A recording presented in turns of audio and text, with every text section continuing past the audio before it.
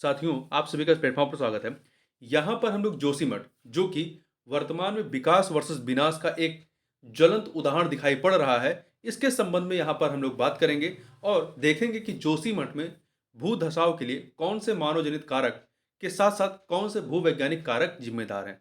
तो इस वीडियो में हम लोग उन्हीं बिंदुओं की चर्चा करेंगे जो हमारे परीक्षा के दृष्टिकोण से महत्वपूर्ण है और साथ ही साथ एक सामान्य व्यक्ति के रूप में हमें जिन चीजों के बारे में जानना चाहिए। तो चलिए प्रारंभ करते हैं। सबसे पहले देखते हैं कि जोशीमठ है कहां पे। तो जोशीमठ उत्तराखंड के चमोली जिले में लगभग 6000 फीट की ऊंचाई पर स्थित है। यह बद्रीनाथ और हेमकुंड साहिब जाने के लिए मुख्य पारगमन मार्ग है। यदि आपको बद्रीनाथ धाम या हेमकुंड साहिब जाना है तो आपको जोशीमठ से होकर के ही जाना पड़ेगा। इसके अतिरिक्त जो जोशीमठ है, इसके संबंध में एक चीज और ध्यान रखिएगा कि आदि शंकराचार्य द्वारा जो 4 मठ स्थापित किए गए थे उसमें से जो पहला मठ था वो जोशीमठ या ज्योतिर्मठ के नाम से यहीं पर स्थापित किया गया था 8वीं सदी में। ठीक है, उत्तराखंड के चमोली राज्य में ही स्थापित किया गया था। इसके अतिरिक्त यदि हम जल्दी से एक बार देख लेते हैं कि शंकराचार्य द्वारा जो 4 मठ स्थापित किए गए थे वो 4 मठ हैं कौन से। तो यदि पूर्व दिशा में देखेंगे तो पूर्व दिशा में गोवर्धन मठ है जो कि उड़ीसा के जगन्नाथपुरी में है, और पश्चिम दिशा में शारदा मठ है जो कि गुजरात में है। इसके अतिरिक्त उत्तर दिशा में जो कि ज्योतिर्मठ या जोशी मठ है जिसके बारे में अभी हम लोग चर्चा किए हैं, ये उत्तराखंड के बद्री धाम में है। और दक्षिण दिशा में देखेंगे तो श्रृंगेरी मठ है जो कि तमिलनाडु के रामेश्वरम में स्थित है। अब आगे बढ़ते हैं। इसमें देखिए, इसके अतिरिक्त जो जोशी मठ है ये पश्चिम में, जोशी मठ जो है वो पश्चिम में कर्मनासा और पूर्व में ढकनाला ढकनाला नदियों से घिरा है। और जोशी मठ के दक्षिण में आप देखेंगे तो धौलीगंगा और उत्तर में जो है अलकनंदा नदियां बहती हैं। इस प्रकार से देखेंगे तो जोशी मठ के चारों तरफ जो है नदियां बहती हैं। जोशी मठ में भूधसाव का पहला मामला जो है वर्ष 1976 में मिश्रा आयोग की रिपोर्ट में दर्ज किया गया था। अब यदि जोशीमठ को देखेंगे तो जोशीमठ भ्रंश रेखाओं के बीच इसकी अवस्थित है। कहां पे? भ्रंश रेखाओं के मध्य में स्थित है।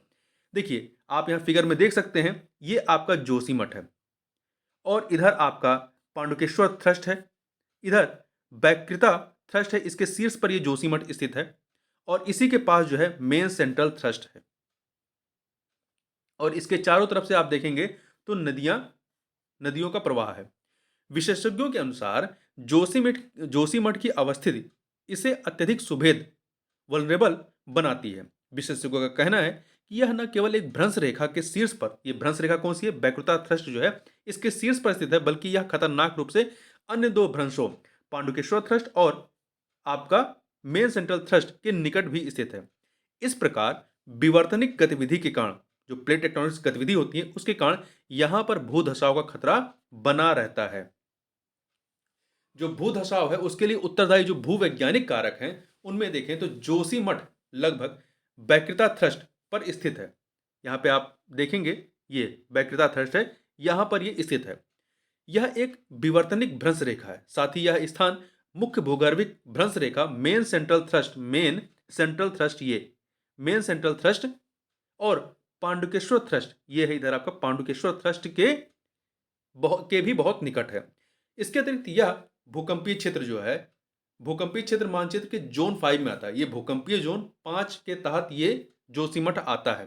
इसके आसपास का क्षेत्र अत्यधिक भार वाली सामग्री की पतली परत से ढका हुआ है। इसके कारण इस स्थान पर भूधसाव का अधिक खतरा बना रहता है। उच्च हिमपात, बर्फबारी बहुत होती है और अत्यधिक अपक्षयित नीस चट्टानें इस क्षेत्र को भूस्खलन के प्रति संवेदनशील बनाती हैं। अत्यधिक वर्षा इसकी ढलान की स्थिरता को प्रभावित करती है। तो ये भूधसाव के वैज्ञानिक जो भूवैज्ञानिक कारक है वो थे। मानव जनित कारक की बात कर लेते हैं तो अनियोजित निर्माण और अव्यवस्थित जल निकासी प्रणाली, जैसे कि विष्णुगढ़ जल विद्युत परियोजना सहित जोशीमठ और तपोवन के आसपास की अन्य जल विद्युत परियोजनाओं ने कमजोर ढलान पर अत्यधिक दबाव बनाया है। इसके अतिरिक्त यहाँ पर एनटीपीसी के द्वारा सुरंग बनाई जा रही है और जो 4 धाम यात्रा के लिए जो मार्ग बनाया जा रहा है वो भी यहीं से होकर के गुजर रही है। तो ये सब जो आपके एक तरीके से जो विकास की परियोजनाएं चल रही हैं उनकी वजह से यहाँ पर ये जो ढलान है काफी कमजोर हुआ है। तो इसके अतिरिक्त सतह से जल के भू रिसाव में वृद्धि भूधसाव का एक संभावित कारण है, जिसके बारे में कहा जा रहा है कि जो एनटीपीसी के द्वारा जो सुरंगें इत्यादि बनाई जा रही हैं, उसकी वजह से सतह के जल का भू-रिसाव में वृद्धि हुई है। अब भूधसाव होता क्या है, इसको भी एक बार समझ लेते हैं। लैंड सब्सिडेंस क्या होता है? यह उपसतही मृदा, जो ऊपर की मृदा होती है, मृदा सामग्री के हटने या विस्थापन के कारण पृथ्वी की सतह के धीरे-धीरे बैठने या अचानक से धँसने की प्रक्रिया है। तो यहाँ पर हम लोगों ने देखा कि जोशीमठ के लिए, मतलब जो जोशीमठ में जो भूधसाव हो रहा है, उसके लिए कौन से भूवैज्ञानिक कारक हैं और कौन से मानव जनित कारक हैं।